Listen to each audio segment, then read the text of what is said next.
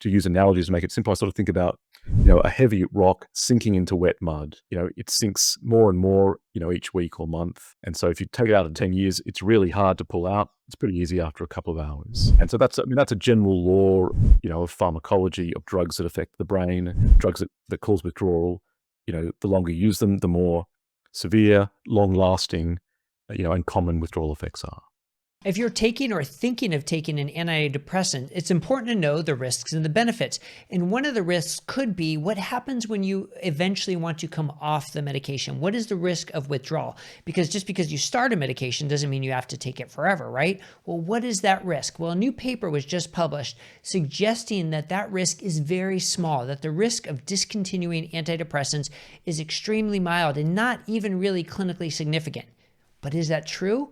Well, I'm joined by Dr. Mark Horowitz, who's an MD, PhD, he's a psychiatry researcher, and he specializes in withdrawal from medications and runs a clinic called Outro Clinic that really specializes in this. And he has some problems with this study or concerns with this study about the short-term nature of it, and has a different perspective about what the potential risks of coming off antidepressants are. So I hope you really enjoy this interview. It's really enlightening to have this sort of different perspective from maybe what a lot of people are reading about the conclusions of this study.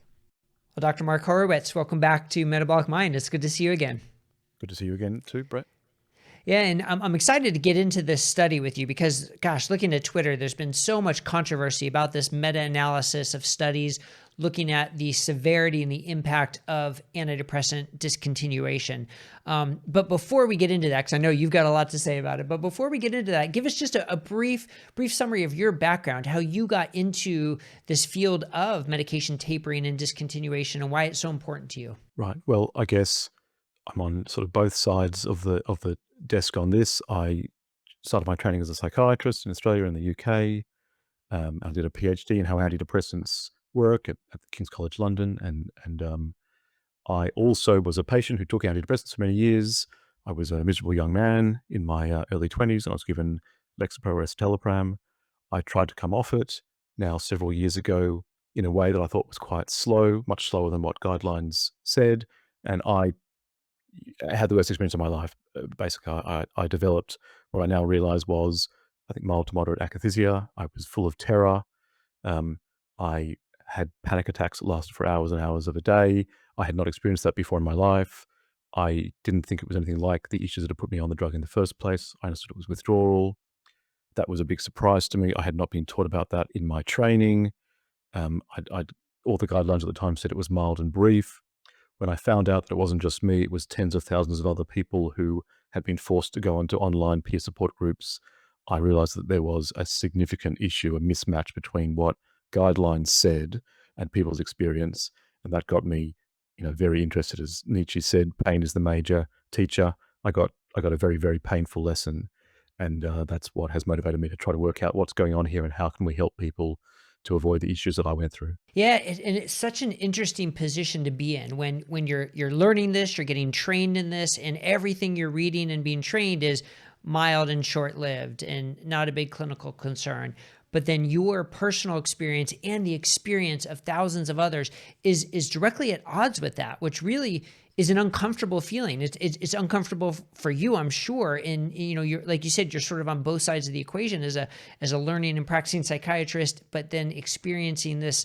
So I guess one big question is, and it's it could be a long question, but why the disconnect? What do you think is the big reason for the disconnect? And then we'll see how that applies to this study. So it took me a while to work out what the disconnect was. You're right. And so, as you say, it was a bewildering experience for me because, I'm a very institutionalized person. I've got 6 academic degrees. I'm used to memorizing textbooks and learning from professors from Ivy League universities and the equivalent in the UK and Australia.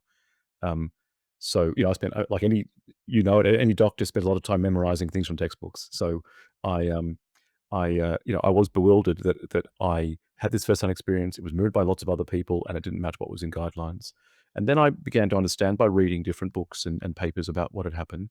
And really, the setup is the following: the drug companies that got their drugs approved, antidepressants, did 8 to 12-week studies in order to get past the regulators, the FDA and the MHRA and other around the world, And these regulators demand that you show 2 positive studies that beat placebo over about 8 to 12 weeks, and so these companies did many of these studies.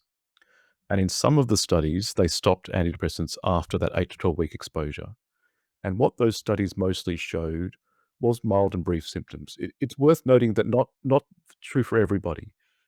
In some studies, people given sertraline, Zoloft, and especially venlafaxine or Effexor, already after 8 weeks of exposure, some people had extremely severe symptoms coming up. So I don't want to say that it's nothing for everybody on short-term treatment, but it is true to say that for most people, after 8 to 12 weeks of exposure to antidepressants, there are mild and brief symptoms. I think that's a fairly accepted, well-documented statement.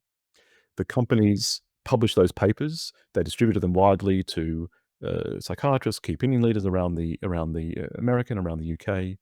And because there was a dozen such studies, when guideline committees came to write the guidelines, they wrote down that withdrawal effects, or the discontinuation symptoms, which is the preferred industry euphemism for withdrawal, um, are mostly mild and brief. Now, in the guidelines, they didn't say mostly mild and brief for people who'd been on the drugs for 8 to 12 weeks. They just said mild and brief. And the reason why, I think it's fairly innocent. They only saw studies that showed mild and brief symptoms, and so they were reflecting what the studies showed. Now, the problem with that is, like for any drug, the longer you take it, the more you get used to the drug, and the more withdrawal effects you get when you stop it. I mean, if you drink coffee for 2 days, there's no issue stopping it. If you drink it for 10 years, there's bigger issues. And the same is true for opioids, benzodiazepines, I mean, any drug you care to mention. And, what is probably happening there is, you're getting more and more used to, accustomed to the drug. Your brain and body are adapting to it. And when you come to pull it out, it's hard. I sort of, to use analogies to make it simple, I sort of think about, a heavy rock sinking into wet mud. It sinks more and more, each week or month. And so if you take it out in 10 years, it's really hard to pull out. It's pretty easy after a couple of hours. And so that's a general law, of pharmacology, of drugs that affect the brain, drugs that cause withdrawal. The longer you use them, the more severe, long-lasting, and common withdrawal effects are. And that makes a lot of sense. And then, so applying that to this paper, I mean, in a way, I guess you could say it's more of the same. But so the paper is called Incidence and Nature of Antidepressant Discontinuation Symptoms, and it's a systematic review and meta-analysis published in JAMA Psychiatry.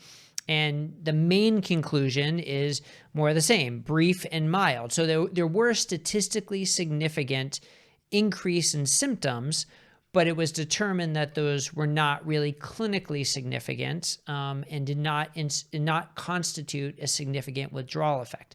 Now, looking at the details of the study, actually, I mean, it gets a little confusing, so I'd love to help you have you help clarify, because they say they use 50 studies in the analysis. But then they have a whole bunch of different conclusions that they draw on, and it sounds like the main one was based on 11 studies. And so it's different because some of the 50 studies that they included had longer term studies. That's true. But as you've pointed out on social media, in the 11 studies, they were basically all shorter term studies. So tell us a little bit about the setup and the conclusion of the study and that difference between the 50 and 11, if you could. Right. So I'll just lay out what they did. So they set out to look at studies that had looked at withdrawal effects from antidepressants and compared them to either people who had stopped a placebo, that's a sort of control, or continued an antidepressant. So they're trying to, isolate what's just due to the drug and what's due, there's obviously psychological factors that might play in a role. And so they're trying to work that out. They did a search and they found 50 studies, and they included 49 in different meta-analyses. There were 2 main studies that they did here. One was looking at the overall withdrawal effects. And when you say it didn't meet a significant threshold, that's what you're talking about. That was the main finding, that after a week, the average increase in withdrawal effects in the group that stopped antidepressants compared to control groups was 1.08 symptoms. And they said, well, the threshold is normally 4 symptoms, 1.08 is less than 4, and so this is not a significant withdrawal syndrome. And that was the main, that's been the main takeaway of the paper, when you see headlines in papers saying there's not significant withdrawal syndrome, that's what they're talking about. That particular analysis, yes, only used 11 studies in the meta-analysis. So the other 38 odd, although there's some overlap, so there was 45 studies that they used to look at individual symptoms. So they looked at how common is dizziness, how common is nausea and nervousness, which we can talk about, but that was not, that was a part of what they did. That was not the main analysis that they announced, in their press release and in all the media around it. So the subset of studies that they used for the main analysis was 11 studies. Those 11 studies went for 8 to 26 weeks. 10 of them went for 8 to 12 weeks. So these are, I sort of talked at the beginning, guidelines are based on these 8 to 12 week studies. Some of the studies included were those original 8 to 12 week studies that guidelines were originally based on. So it's a little bit of a sense of deja vu here. This is a bit of a repetitive story. The 26-week study, you probably think, oh, that sounds a bit longer, and it is. But that study was looking at an antidepressant called agomelatine, which is sold as Valdoxan. I don't think it's even approved in the US, so you probably have never heard of it. But it's a bit famous for not having a withdrawal syndrome. It acts not on serotonin and not on norepinephrine. It's a different sort of drug, and it doesn't have a withdrawal syndrome. So the single study that went for 26 weeks is with, a drug that no one thinks causes withdrawal, so it's a bit irrelevant. So in essence, the main analysis was based on 10 studies that had people on antidepressants for 8 to 12 weeks before they stopped. So it's exactly, history repeating. We're back to the original studies done by drug companies that the analysis is based, that they base their analysis on. Yeah, and that gets kind of frustrating, I think, when you repackage old studies and try and present it as new data, and look what we now have found and have proven. But and if you look at the debates on social media, you say, look, this is the meta-analysis of randomized controlled trials. This is sort of the pinnacle of research quality, as opposed to saying, you've pointed out that you have survey data, right? And that is really impactful for people's individual experiences. But if you're just looking at it from an academic standpoint, they don't compare. But when you break it down to the specifics, they are so different and represent such different populations. I guess the question is, what are we missing? Like, is there longer term data that isn't included in this meta-analysis that should have been? Or is that something that we need to, make sure is studied and done in the future so that it could be included? Yeah. So there's a few points to make there. Number one, I agree. It is frustrating to see old data repackaged because this is exactly this. All the press release and the media said this is a meta-analysis. It's done very well. It's in a big journal, and in a lot of respects, it was done well. They looked at the quality of studies. They did a risk of bias assessment. They did a meta-analysis using the latest techniques. So there are a lot of good things there, but they are looking at 8 to 12-week studies. It doesn't matter how brilliant the techniques you use. You're still looking. I would say, the old sort of joke, the drunk is looking for his keys under the lamplight because that's where the light is.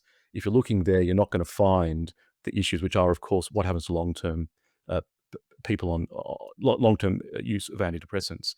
It's not true. So I just say on the survey data things, I talk about a survey that we did, not to say that it's a fantastic representation of the risk of withdrawal effects, because it's not. It could be a self-selected sample. That's the problem with surveys.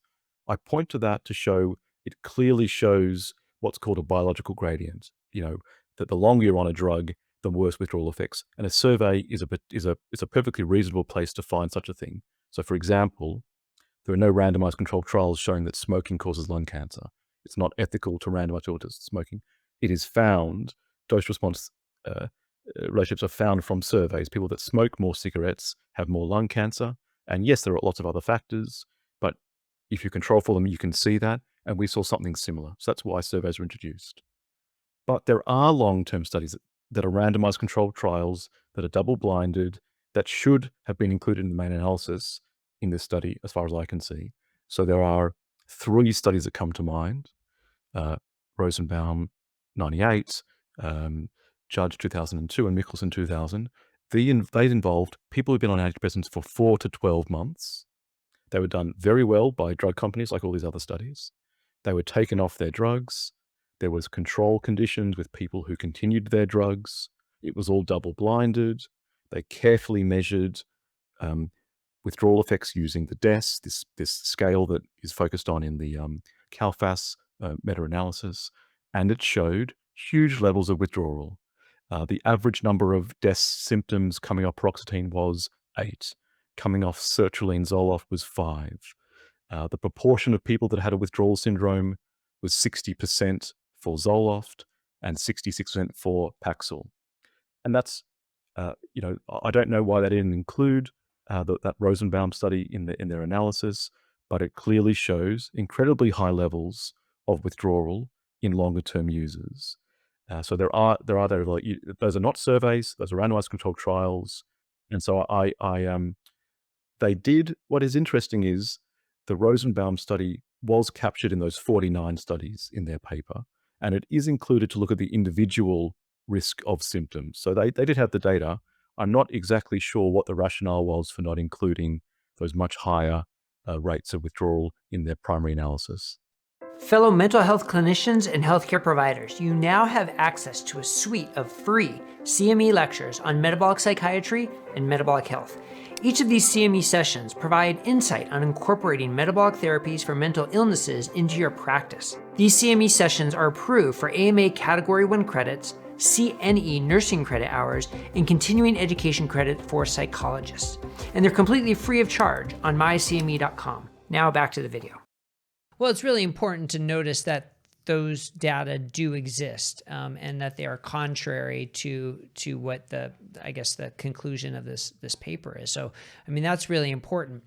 But I guess another question is, why is it so important? And part of the reason is, determining withdrawal from a recurrence of the depression that required the treatment, which is so important. And of course, I've been trying to read all the conflicting views, but one is, well, if you call everything withdrawal, then that's your only tool in the toolkit, and you have to recognize that there's a recurrence of symptoms. So how did they try to differentiate in these studies what is a discontinuation effect from the medication, and what is a recurrence of their initial symptomatology of depression? So it's a very interesting point because they focus on this issue a lot in their reporting of the study. So they argued that they didn't find much depression as a withdrawal effect, and therefore, if people get depressed after stopping an antidepressant, it must be relapse or return of their underlying condition. And that was one of their kind of major talking points in their press release. And what they've done is, if you look down in I mentioned the secondary analysis where they looked at individual symptoms, one of them is depressed mood. They've looked at 5 studies, and they found very low levels of depressed mood, both in the control group and in the people coming off antidepressants, something like 1.5%. And there's no difference, and they say, so we didn't detect depressed mood. The trouble with what they've done is, some of the studies so it's a small number of studies, they've used, some of those studies have used what are called spontaneous adverse effect reporting. That means if you're in the study, you've got to kind of contact the researcher and say, I'm feeling depressed. Please put that down on my notes. They don't assess it systematically. So systematic assessment would be every patient, every participant in the study will give you this questionnaire, will ask about depression. Again, as it happens, there is a study that's done that extremely well after longer term use. It's the Rosenbaum study. It's a very good study, worth reading. And they did something very careful. They took people who were on Zoloft, Paxil, and Prozac. They stopped their drugs for 5 to 8 days, and they measured withdrawal effects and depression scores at the same time, which is very rarely done. And you can see Prozac doesn't go up at all in terms of withdrawal effects because it's got a long half-life. It takes a while to leave the body, and 5 to 8 days is too short for it to come up. So it acts as a very useful control. Zoloft shot up 5 or 6 points. Paxil shot up 8 or 9 points. And the depression scores exactly matched that. The depression scores didn't go up at all or very much for Prozac. They went up quite a lot for sertraline Zoloft, and even more for paroxetine. So that they were, based on their criteria, they found that 30% of people on Zoloft met the criteria for relapse on depression. 36% met the criteria for Paxil on this depression score. And then when they gave the drugs back, the withdrawal shot to 0, and so did the depression scores. In other words, What they're telling a story of is that the increase in depressed mood is being driven by withdrawal. The degree, because you think about it, let's assume that antidepressants are a bit effective for depression. When you stop them, you might see a bit of an increase in depression because the depression's coming back. But antidepressants improve depression scores by about 2 points. But on these studies, when you stopped antidepressants, the depression score shot up by way more than 2 points, by I think 8.5 points for Paxil and 5 or 6 points for Zoloft, exactly similar to the increase in withdrawal effects. And they went away as soon as the drug was put back, which is not very typical of depression. In other words, this study shows this sort of parallel increase in withdrawal effects and depressed mood. It's making the argument that depressed mood is a very common withdrawal effect um, from antidepressants, and other studies also back that up. That's what I see all the time in clinical practice. And that's kind of confusing for the individual, because I'm thinking if an individual is trying to come off an antidepressant and they're trying to determine for themselves, am I having a withdrawal effect or am I having a recurrence of my depression? If depression is also a withdrawal effect, that makes it very hard to determine, what the symptoms are, because one would be, well, hopefully over time it will get better, whereas the other is you may need to go back on your antidepressant or, have other therapeutic approaches to address your depression. So how is someone to tell the difference? Right. So it's a really good point, and that's part of the confusion in the field. I think there's a few things to sort of step back and how do you distinguish these things.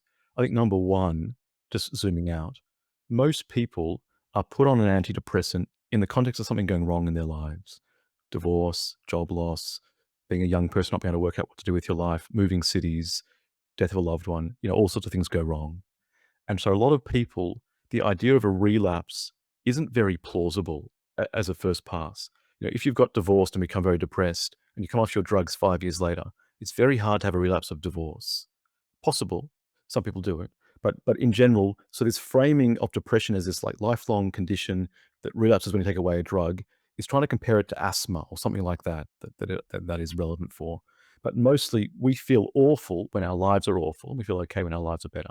So the idea of relapsing into your early 20s, being confused or whatever it is already a little bit, it wouldn't be your first thought, but of course that's a lot in medical education. So that's the sort of broad point. Then on more specific points, the timing of symptoms matters. So if things come back in a few days, it's very likely to be withdrawal. There is a thing that confuses a lot of people though, which is delayed onset withdrawal effects. So when I first saw this in patients, that they were coming off their antidepressants and 6 weeks later they developed brain zaps and headache and dizziness, I thought that is very strange. The textbooks say 3 to 5 half-lives, should be a few days with these short half-life drugs, but I saw symptoms weeks later. I don't know exactly what causes that, but I have seen it so many times. It's now recorded in various studies. There's one study that finds that the average time to onset for people stopping SSRIs is actually 4 weeks, with a variation of a few months. I imagine it's something to do with downstream effects having to build up to some threshold before they manifest. I don't pretend to understand the biology of it. That's one issue. The second issue is the nature of the symptoms. So if you stop your antidepressant and you become dizzy and have headaches and you feel depressed, then it's very likely, that it's a withdrawal syndrome. It's the old Occam's razor. If you have, a runny nose and a cough and a temperature, it's most likely that those are 3 aspects of the same condition rather than 3 different conditions. The physical symptoms really make it simpler: headache, dizziness, brain zaps. No one thinks that's because of anxiety and depression. But I will say the most common withdrawal symptoms are psychological. I think maybe people find that a bit hard, but you think about coming off alcohol or benzos, you feel terrible. Yes, you can get physical symptoms, but you feel terrible. And we've seen in study after study that anxiety, low mood, suicidality are common symptoms of withdrawal, because you can see them even in people who would put on antidepressants for reasons other than mental health conditions. They put on it for pain, for the menopause, or even in healthy volunteers. And so what I always ask patients is, when you went on the antidepressant, what did you have? And if they say, I was lethargic, I was sleeping all the time, I was really depressed. And I said, what did you have when you came off the drugs? If they say, I was anxious, I was panicked, I couldn't sleep, those are very different symptoms. It could be that coincidentally they've developed a new onset panic disorder on just the day they stop their antidepressant, but that's a bit implausible. What's more plausible is they've developed quite common withdrawal effects. So I do a lot of before and after, and yeah, those are the main ways of telling. Yeah, that's a good point. I'm glad you brought up the specific symptoms because in this study, they said the most common symptoms were dizziness, nausea, vertigo, nervousness, and then they talked about the electric shock type feeling. So, like you're saying, those are usually not the depression type symptoms that someone was started on the medication for, and those are more indicative of the withdrawal. And you talked about maybe it is the majority of the people who are started on an antidepressant for a reason, but I think we also have to acknowledge there is this subset of people who just have sort of a depressed mood without a specific trigger.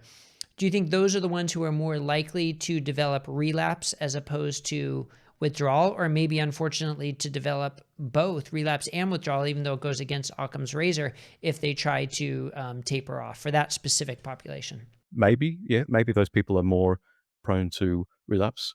If you're still in the same situation, if you're still in the difficult relationship, job, financial insecurity, yes, that's more likely to relapse. I guess the other issue is, are antidepressants very good at preventing depression or relapse in the long term? And the evidence doesn't support that.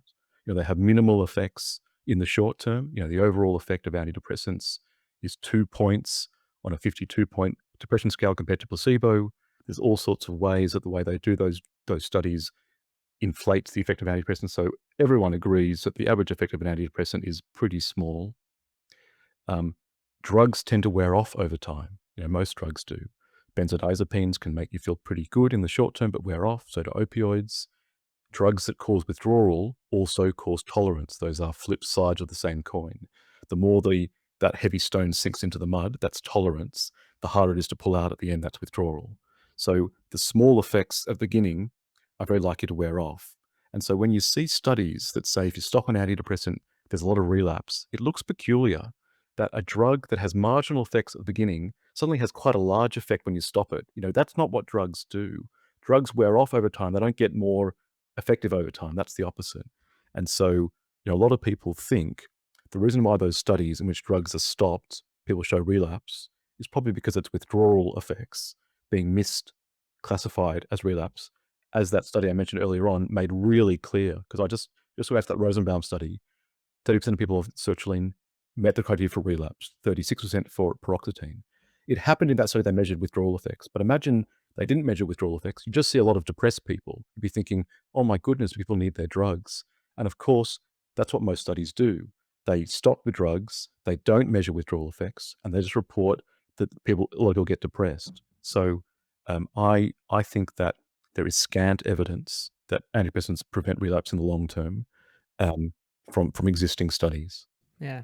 And I guess really the overarching theme here that we also should address is, are antidepressants sort of the best treatment or the only treatment? Obviously they're not the only treatment, and there's a lot of debate about whether they're the best treatment, but then what else can we do if someone, wants to try augmented therapy or to taper off? Of course, we talk a lot about lifestyle interventions, about metabolic therapies and how those can potentially help. And hopefully research will start investigating that so we can learn more about it. But what are your thoughts about, augmenting someone's antidepressant treatment and helping them come off? What lifestyle interventions do you feel can be most impactful? So again, I'll just step back for a second. I think this is one that we've reified depression in our culture, which means we talk about it like it's a thing, like heart disease or asthma. But we know, I sort of go back to simple things that my grandmother would have said. When life is awful, we feel bad. So, that makes us understand what's going on.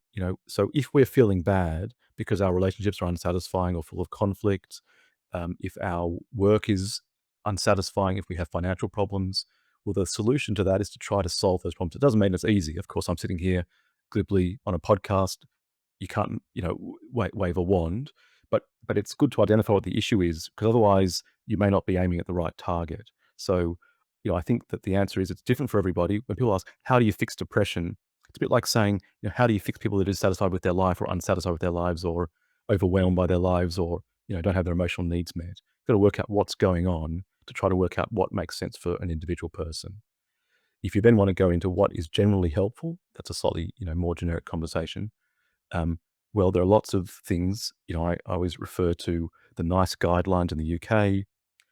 That's a UK government department that assesses evidence to look at what's helpful for all sorts of medical conditions, and it guides treatment in the UK amongst doctors. It's extremely different to what is the guidelines in the American Psychiatric Association, for example. And the difference, I suspect, between those two things is one of them is done by the UK government. It has very strict rules about conflicts of interest. You can't be part of the committee. It's done. They are charged. NICE is charged with using the public purse for the benefit of the public, and it gives guidance to the NHS. In America, the guidelines for depression are written by the American Psychiatric Association, which is a group that's trying to forward the interests of psychiatrists. It's not for psychiatry, it's for psychiatrists. There's no conflict of interest rules. All of the members of these committees generally have conflicts of interest. And the drug companies that pay the guideline committee members are always mentioned in the guidelines. It might be a coincidence, but there does seem to be a relationship. And so if you read these two texts, it's like completely different worlds. The American Psychiatric Association guidelines list a series of medications to use. The NICE guidelines, it does include medications, but it actually recommends 19 different treatments for depression that are equally effective and cost effective, including for severe depression. And some of the non-drug treatments include various forms of therapy, CBT, individual, psychodynamic, mindfulness, exercise. In fact, the number one most cost-effective treatment for severe depression, according to NICE, is problem-solving therapy, which means you write down your top 3 problems, the first step you'll take for each one, and report back with barriers encountered or progress made, which really gets to the idea that problems in our lives is what causes so much grief. Now, NICE can only write, in relation to what it's got studies for, and so it doesn't cover a lot of lifestyle issues, and so it's unfortunate. And I certainly think it does have exercise in it. I certainly think that diet and community, must play a role. Access to green spaces.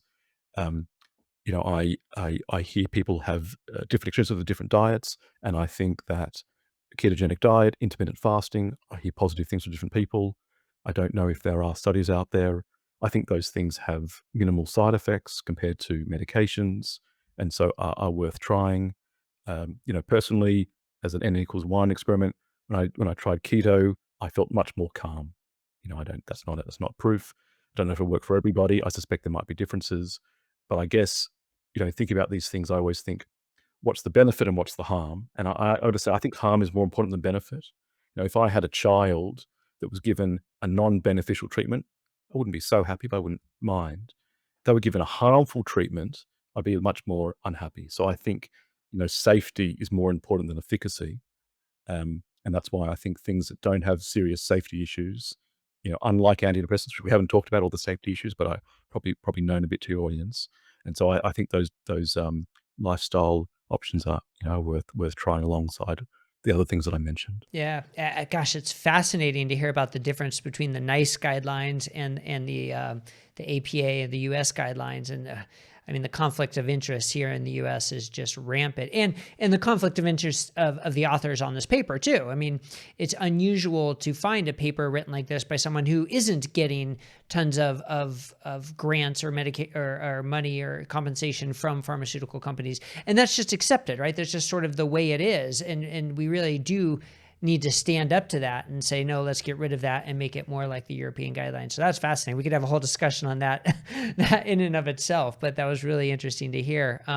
But I really want to thank you for coming on and joining me on the show here to talk about this paper, and more importantly, how it fits into the whole sort of the whole environment of antidepressant discontinuation, tapering, and trying to differentiate the symptoms of relapse versus withdrawal. I think you really add a unique perspective, and the key being that this is nothing new.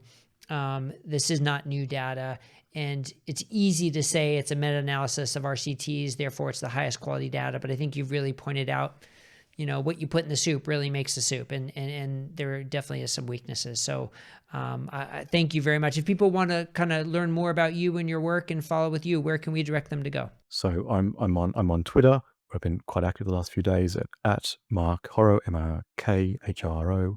I've got a dinky website, www.markhorowitz.org. Could I just add So I don't want to drag this out. Can I just add one safety message to the audience? Just maybe to summarize the study and then put it in context. I think you've said it exactly right, Brett. This study has shown again that short-term use of antidepressants mostly doesn't cause severe withdrawal, and I think that's true. There are 25 million people in America on these drugs for more than 2 years. There are millions of people around the world on these drugs for more than 2 years. All the studies suggest that long-term users are at much higher risk for severe, long-lasting, and sometimes disabling withdrawal syndromes. That's what I'm concerned about. Um, to some degree, this study might be interpreted to say everyone should use these drugs for 8 to 12 weeks because there's not major issues when they stop. Now, that wouldn't be a bad takeaway from this study. But if you are a longer term user, I'd be much more careful in coming off.